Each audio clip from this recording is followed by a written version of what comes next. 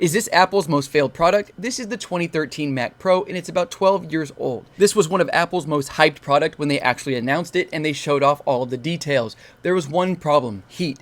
Because they put so much performance into this small form factor, heat was always an issue, especially when you had a 12-core CPU and a dual GPU Mac Pro. Despite all the issues, this thing was quite innovative. They had it set up like a pie, and each piece, like the GPU, the CPU, and the rear I/O, all came together so that you could have one center heatsink and one center fan. The design was ahead of its time, and honestly, if they revisited this design and threw the new M chips in there, I think this would be an amazing home run. Let's go over some of my favorite features of the 2013 Mac Pro. First up, the RAM. I love that you just press one button, the module comes out, so you can add more RAM to your system. They also added a PCIe SSD, which was relatively new and fast for the time. The only problem is it was proprietary, but they do make adapters for today. Another awesome feature was the light up function of the rear I/O. This is if you're going to plug anything in, this would light up on its own just by any movement, and then you can actually see the plugs in the back. Super cool. Because they made this so modular, you can actually upgrade your Mac Pro by using other slices from old models. That means you can take a slice and add another secondary GPU just because of that feature. But just like Apple, they kneecapped the Mac Pro because you can no longer update it to current OSs.